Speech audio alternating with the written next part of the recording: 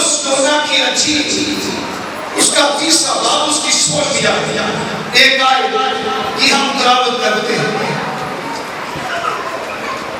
खुदा ने आपके लिए क्या किया आज सीख ले और हम अपनी जिंदगी में उसके लिए क्या करते हैं ये हम पे डिपेंड करते हैं कि हम क्या करते हैं। हर बंदा खुद अपना जज करे कि मैं क्या करता हूँ। और आपने जी गाया जीना किसके लिए है? किसके लिए आप भी कह सकते हैं किसके लिए जीना है?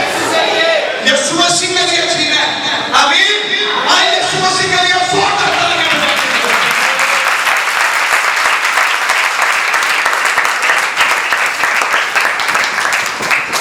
खुदा के कलाम में पाक में से मुकद्दस यूहन्ना की अच्छी उसका 30वां बाब उसकी सोच एक आयत मुकद्दसा की हम तिलावत करते हैं बड़ी देर से मेरे भाई प्रसंग कर रहे हैं और खुदा आपको बरकत दे। कलाम खुदा की तिलावत की सादत याद कर सकते हैं। आइए मेरे साथ सब शामिल हो गए। कलाम मुकद्दस में यूं मरबूब है मेरे साथ मिलकर पढ़िएगा। क्योंकि खुदा ने दुनिया से ऐसी मोहब्बत रखी कि उसने अपना इकलौता बेटा बख्श दिया ताकि जो कोई उस पर ईमान लाए हलाक ना हो बल्कि हमेशा की जिंदगी पाए। कलाम मुकद्दस पढ़ा सुना और समझा जाना आज हम सबों के लिए बड़ी तसल्ली और बरकत का सबब हो। वही सोच और हम सब के लिए भलाई के मंसूबे रखता है। आमीन हो सकती है। आमीन। आप मेरे साथ रहेंगे और पूरी बरकत पाते जाएंगे। आपके जीने का अंदाज और यीशु मसीह पे ड्रॉ करने का जो अंदाज और सोच है वो बदल जाएगा। यीशु मसीह के बदल से बस ईमान सुनने से पैदा होता है और सुनना आप भी बोलेंगे मसीह के कलाम से। हर बंदा ईमानदार बनना चाहता है और ईमानदार बनने के लिए जिस चीज की पहले जरूरत है वो खुदा का कलाम के बगैर कोई बंदा ईमानदार बन ही नहीं सकता। अगर कोई कहता है मैं ईमानदार हूं तो फिर वो कलाम के आईने में देखे कि मैं बाइबल में कितना अमल करता हूं। तस्वीर खुद आपको नहीं जाएगी। और बाइबल मुकद्दस किस मौका पर इस मौका पर जो बाइबल मेरे साथ कलाम करती है यीशु की पलक से आज सीखते हैं कि खुदा की मोहब्बत आपके साथ क्या है कि खुदा ने दुनिया के साथ ऐसी मोहब्बत रखी कि अपना इकलौता बेटा बख्श दिया मेरे लिए आपके लिए ताकि हम अपनी हलाकत से बच जाएं। और लिखा है बस जितनों ने उसे कबूल किया उसने उन्हें खुदा के फर्जंद बनने का हक बख्शा। और जो यीशु मसीह पर ईमान ले आते हैं ईमान क्या ले आते हैं कि तू कलाम खुदा है, तू खुदा का कलमा है, तू मुजस्सम हुआ है, तू गवारा है और तेरी बदौलत जो है पूरी कायनात की नजात है। ये ईमान है। आमीन। ये ईमान है और इस ईमान की तारीफ खुदा के बेटे यीशु ने की। कैसरिया फिलिप्पी के इलाके में खुदा के बेटे ने अपने शागिर्दों से सवाल किया कि जनाब लोग मेरे मुताबिक क्या सोचते हैं, लोगों की राय क्या है, लोगों की नजर में मैं क्या हूं। और किसी ने कहा कोई नबी कहता है, कोई यर्मिया कहता है, कोई कभी अंबिया कराने से कहता है कि लोगों के ख्याल हैं आप क्या लिए।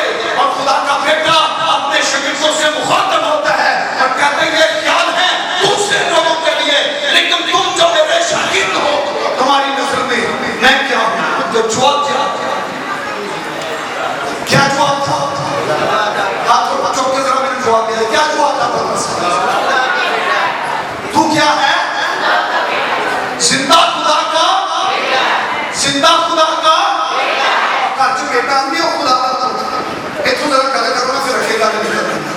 तू जिंदा खुदा का, तू जिंदा खुदा का। आमीन। और ये बात खुदा के बेटे यीशु को पसंद और उसने कहा पतरस ये बात कानून और कोशिश से नहीं मेरे आसमानी बाप ने मुझे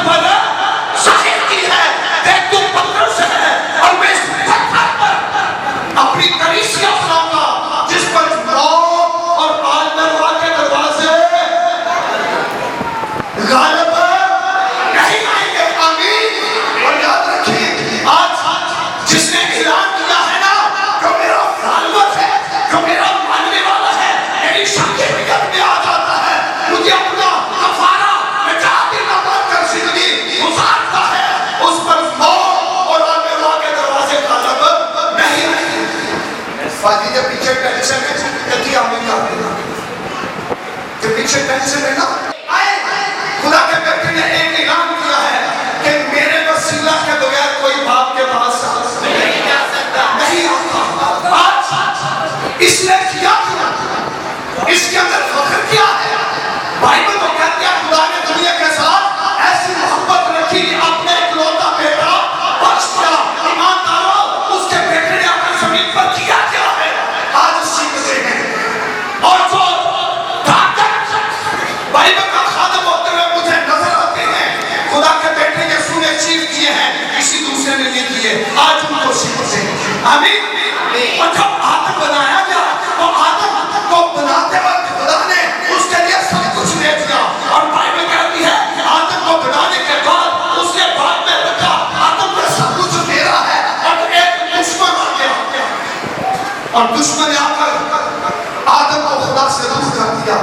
इंसान, अगर मैं इसकी डबल डेफिनेशन में जाऊं तो टाइम लगा, लेकिन इंसान तेरे 5 दुश्मन जिनको खुदा के बेटे यीशु ने फतह किया है, आज सीखते हैं। और इसीलिए पादरी गुफ्तार इन खातों के अंदर दलेरी है कि यीशु के बगैर बख्शिश नहीं, यीशु के बगैर निजात नहीं। आमीन। यीशु के बगैर जिंदगी नहीं। इसीलिए मेरे और मेरे साथी जितने पूरी दुनिया के पादरी हैं, उनके अंदर ये फख्र है, वो कहते हैं अगर कोई निजात मिलता है तो उसका नाम यीशु है।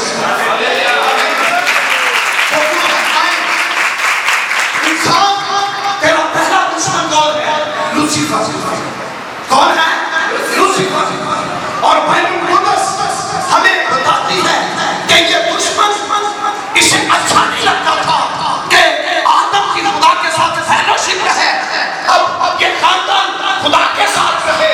और आदम ने आकर अपनी लूसीफर से शिकस्त खाई, लेकिन ये पहला दुश्मन खुदा के बेटे यीशु के साथ भी जो है वो धक्का भी आता है। तो बाइबल जब हम पढ़ते हैं मत्ती की इंजील उसके चौथे बाब को, तो बाइबल कहती है यीशु मसीह बपतिस्मा रूह कुदस नाज़िल होता है और खुदा का रूह उनको जंगल में ले जाता है। और खुदा का कलाम कहता है 40 दिन के बाद आखिर को जब उसे भूख लगी तो आजमाने वाला आया, भागो शैतान।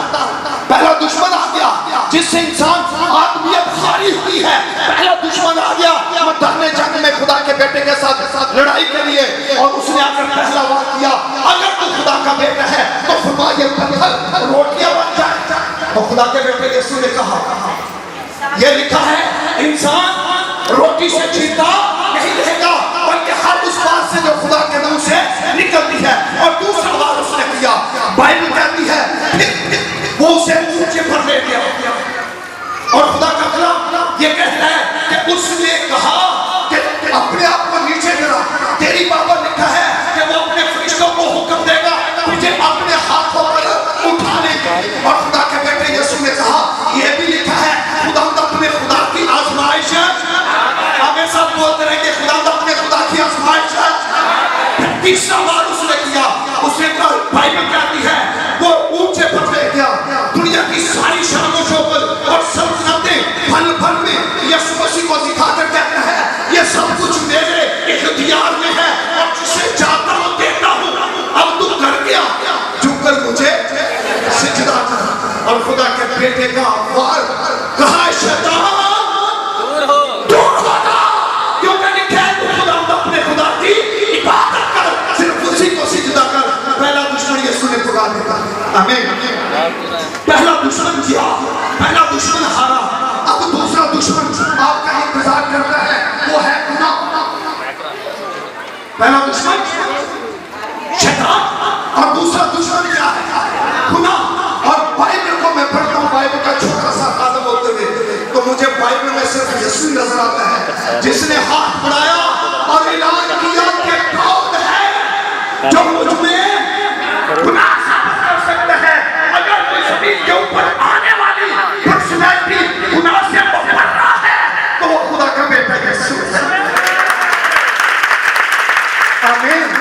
और कोई मर कमा उसकी उसकी जात में अपना साबित ना कर सका। उसकी जात में अगर गुनाह होता तो फिर कफारा भी ना होता, अगर कफारा ना होता तो फिर मेरी और आपकी निजात भी ना होती। और दूसरा दुश्मन अगर इसके ऊपर गालिब आया है तो वो खुदा का बेटा यीशु है। और गुनाह के बाद तीसरा दुश्मन इंसान का जो इंतजार करता है, याद रखना, वो है मौत। जिससे तूने फल खाया तो कहा किसने? लूसीफर ने। फल खा और खाने के बाद दूसरा गुनाह, दूसरा दुश्मन कौन आ गया? गुनाह। और दूसरे गुनाह दुश्मन ने इब्लीस को मौत के सुपुर्द कर दिया। और तीसरा दुश्मन इंसान तेरा मौत है। क्या है? मौत है। तो दंपति की अच्छी उसके 25वें बात को पढ़ा जाता है ना, तो यीशु मसीह जब अदालत के तख्त पर बैठेंगे तो वहां पर एक अल्फाज में कह के आमीन करना चाहता हूं, इनको वहां पर डाल दो। वो हमेशा की आग जो किनके लिए तैयार की गई है। अब याद रखना, इब्लीस और उसके अरे जहन्नम आपके लिए नहीं है। आप जब नदियां मुहत के चिंता लेने फिर तो ये सुधा खाता है, वो कहता है मैं इसलिए आया हूं ये जिंदगी पाए और खुदा के बेटे की शान है कि दुश्मन लूसीफर को कुचले तो वो, गुनाह को खत्म करे तो वो, मौत पे गालिब आए तो वो, कब्र पे गालिब आए तो वो, और फिर जहन्नम पे गालिब आए तो वो। मुझे क्रोध है, मेरी उम्र गुजर गई, बाइबल सुनाते हैं, यकीन जाने मुझे सती पर मौत से डर है। मुझे इतना अगर पंजाबी लूंज ना देख कोई खौफ नहीं। 5-6 वर्ष कभी एक्सीडेंट को खुदा ने बचाया। अगर वो बुला लेता ना तो फिर भी मौत मसीह आपके लिए बंद करने का काम नहीं, मौत आपके लिए अबदियत में दाखिल होने का रास्ता है। आमीन। और आपकी जुदाई खत्म करने का दूसरा नाम मौत है। जब आप मौत के दरवाजा से गुजरेंगे, अगर आप बाइबल के ठीक फॉलोअर हैं, यीशु मसीह के वफादार हैं, तो खुदा का बेटा बाजू खड़ा कर इस बात करें, मेरा ईमान है। मसीह ईमान में पैदा होना तो बड़े फख्र की बात है, लेकिन मसीह ईमान में कायम रहकर मर जाना ये उससे भी बड़ी बात है। इसी बात को पौलुस कहते हैं, मैंने ईमान को महफूज रखा। आमीन। खुदा आपको बरकत दे, तसल्ली दे, फख्र से जिए। फरदौस के बाद साहब है जी, क्योंकि मालिक यीशु मसीह है तो आपको उसके क्या है? बहन और भाई। आमीन। तो बहन भाई, हम मसीह के हक में राज हैं। जैसी मेरास यीशु की है वैसी मेरी है, क्योंकि मैं यीशु का भाई बन चुका हूँ, मैं यीशु की बहन बन चुका हूँ। फख्र हाथ जोड़ के क्या करो, मैं यीशु की बहन। आमीन। आपका भाई जो है ना, आपका भाई, उसकी रान और पेशाब पे पता क्या लिखा है?